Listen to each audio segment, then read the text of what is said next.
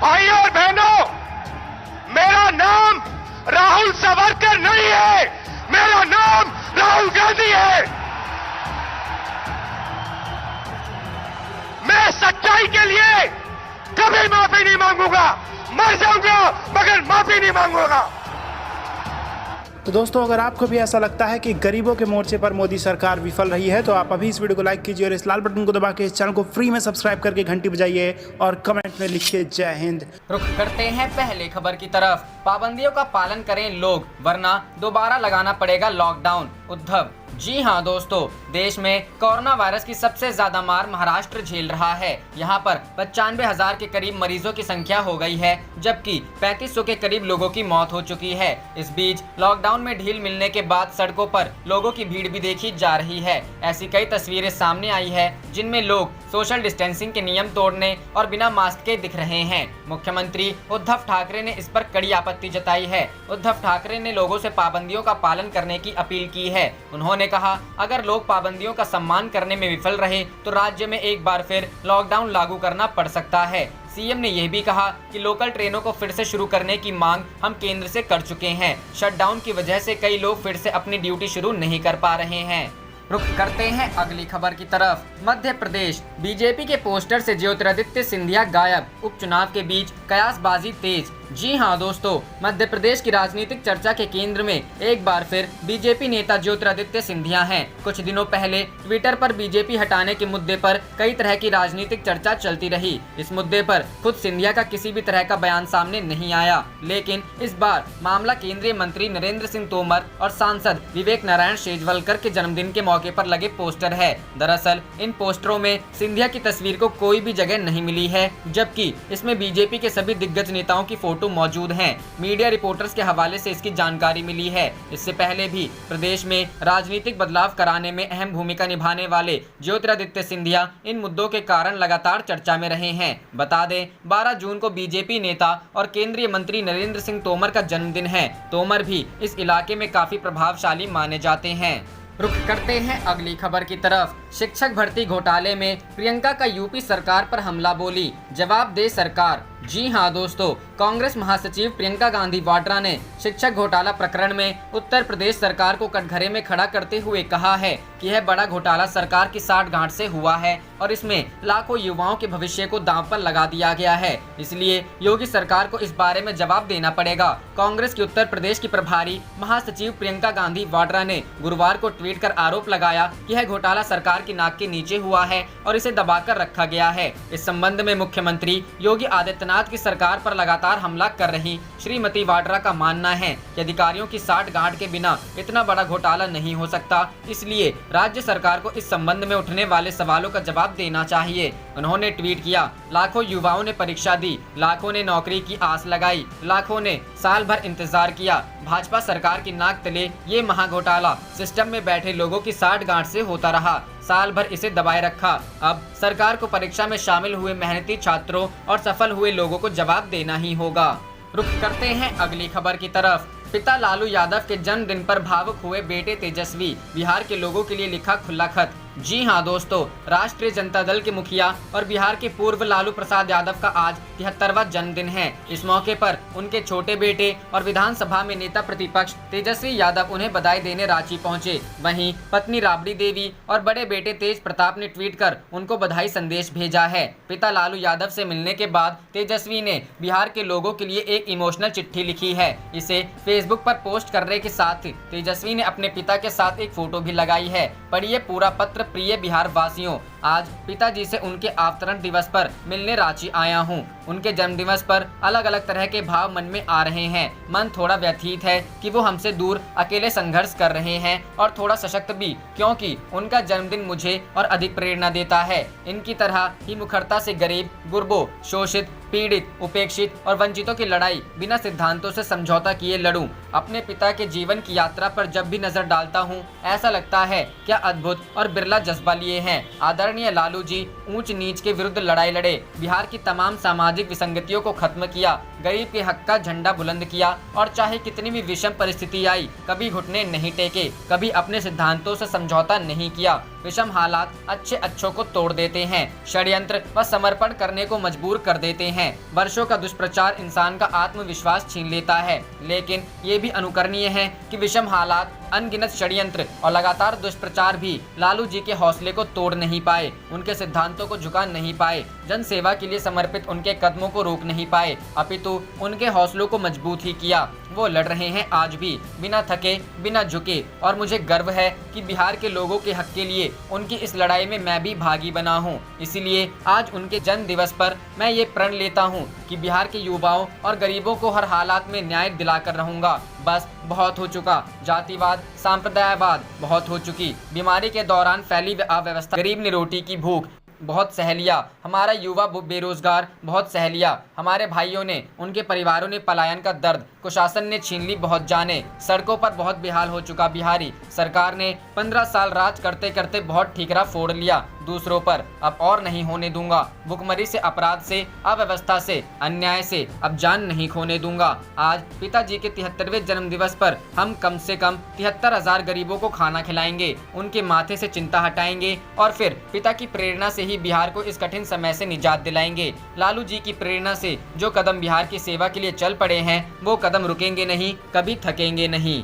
रुख करते हैं अगली खबर की तरफ। भाजपा द्वारा विधायकों को 25.25 करोड़ रुपए का लालच दिया जा रहा है, गहलोत। जी हां दोस्तों, राजस्थान के मुख्यमंत्री अशोक गहलोत ने भारतीय जनता पार्टी भाजपा पर राज्यसभा चुनाव में विधायकों की खरीद फरोख्त का आरोप लगाते हुए कहा है कि इसके लिए विधायकों को 25.25 करोड़ रुपए का लालच दिया जा रहा है। श्री गहलोत ने आज यहां मीडिया से बातचीत में दावा किया कि खरीद फरोख्त के लिए बड़ी मात्रा में राशि यहां आ चुकी है। भाजपा द्वारा इसके तहत प्रत्येक विधायक को 10-10 करोड़ रुपए अग्रिम दिया जा रहा है तथा शेष 15 करोड़ रुपए बाद में देने का वादा किया जा रहा है।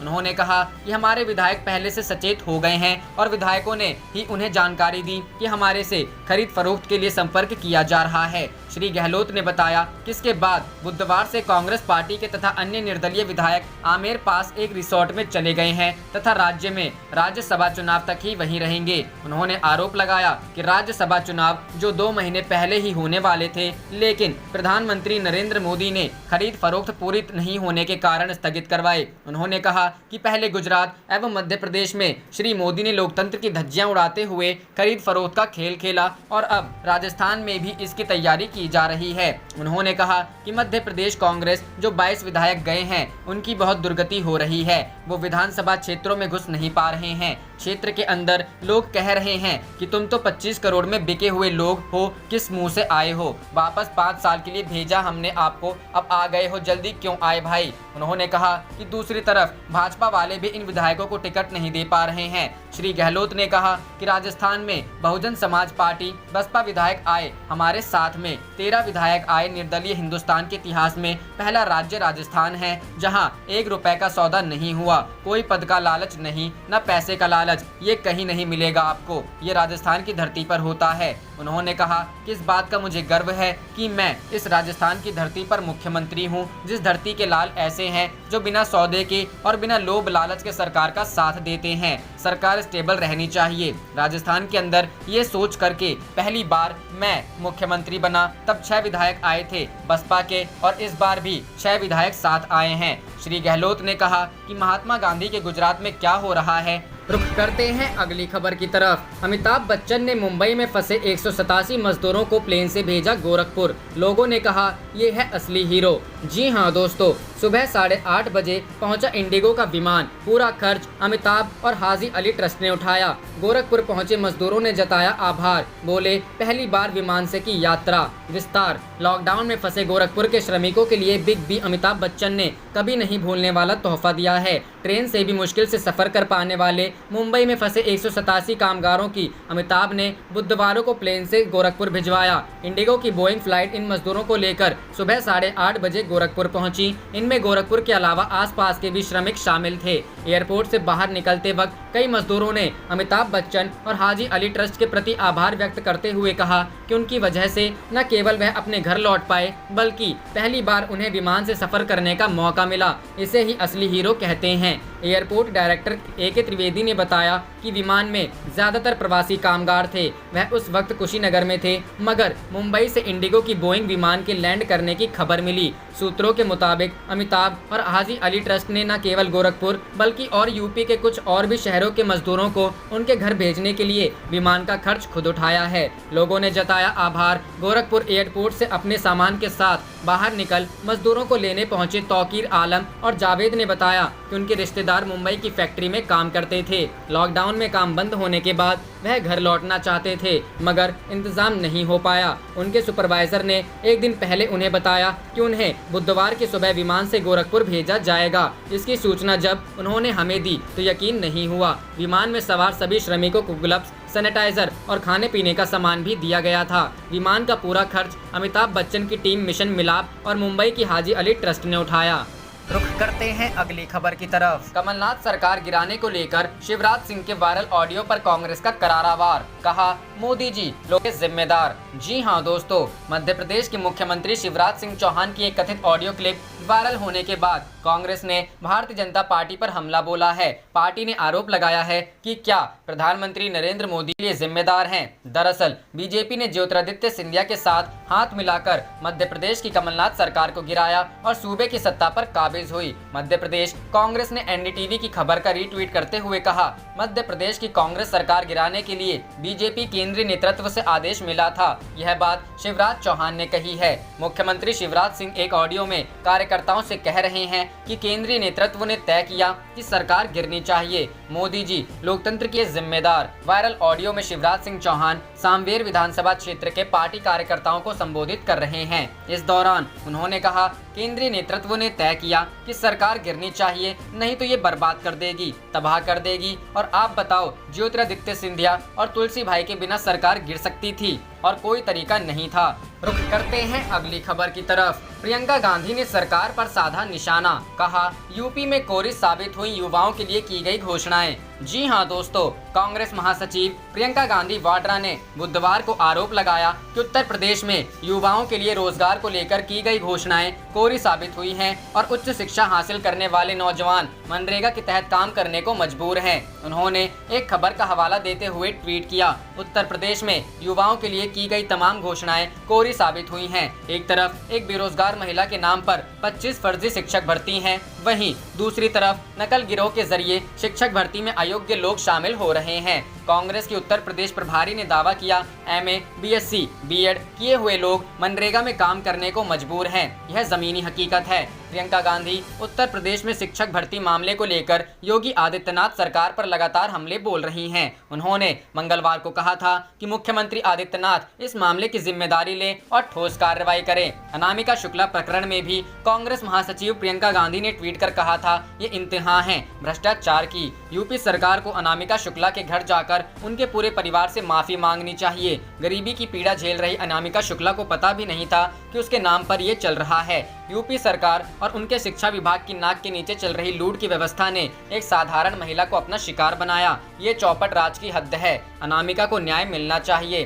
पहला, उन्हें मानहानि का मुआवजा दिया जाए। दूसरा, उन्हें सरकारी नौकरी दी जाए। तीसरा, पूरे परिवार को तुरंत सुरक्षा व्यवस्था दी जाए। रुख करते हैं अगली खबर की तरफ। तेजस्वी का नीतीश को जवाब, मैं गायब होने वाले नेताओं में से नहीं हूं। जी हां दोस्तों, बिहार विधानसभा चुनाव की आहट के साथ ही सत्ता पक्ष और विपक्ष के बीच आरोप प्रत्यारोप का दौर शुरू हो गया है। मुख्यमंत्री नीतीश कुमार और RJD नेता तेजस्वी यादव के बीच बयानबाजी जारी है। नीतीश कुमार ने तेजस्वी पर तंज कसते हुए कहा था कि कुछ नेता गायब हो जाते हैं तो उनकी पार्टी के नेताओं को भी पता नहीं होता कि वह कहां हैं। इस पर तेजस्वी यादव ने मुख्यमंत्री नीतीश कुमार पर हमला करते हुए कहा कि कि वह गायब होने वाले नेताओं में से नहीं है। दरअसल आरजेडी अध्यक्ष लालू प्रसाद यादव के आधिकारिक ट्विटर अकाउंट से ट्वीट किया गया है कि 83 दिन से बिहार के मुख्यमंत्री नीतीश कुमार बाहर नहीं निकले हैं। इसके दूसरे दिन प्रतिपक्ष तेजस्वी यादव ने कटाक्ष करते हुए ट्वीट किया कि पिछले 84 दिन से आप घर से बाहर नहीं निकले हैं, आप ऐसा करने वाले देश के अकेले सीएम हैं। मुख्यमंत्री नीतीश कुमार ने मंगलवार को अपने पार्टी के कार्यकर्ता सम्मेलन में तेजस्वी यादव पर तंज कसते हुए कहा था कि कुछ नेता ऐसे होते हैं जो गायब हो जाते हैं और उनकी पार्टी के ही नेताओं को पता नहीं होता है कि वह कहां हैं। नीतीश कुमार ने कहा था कि हमको कहते हैं बाहर नहीं निकले हैं, लॉकडाउन लागू है, पूरे देश में कहा जा रहा है कि नहीं निकलना है, प्रतिदिन एक एक चीज की समीक्षा, सारा काम कर रहे हैं, खुद कहां रहते हैं, भाग करके इसका कोई ठिकाना नहीं है, पार्टी के लोगों को भी पता नहीं है। नीतीश के इसी बयान पर तेजस्वी यादव ने पलटवार किया है। तेजस्वी ने कहा कि लॉकडाउन में देश के लाखों लोग फंस गए थे, लेकिन इसका मतलब यह नहीं होता कि वह गायब हो गए हैं।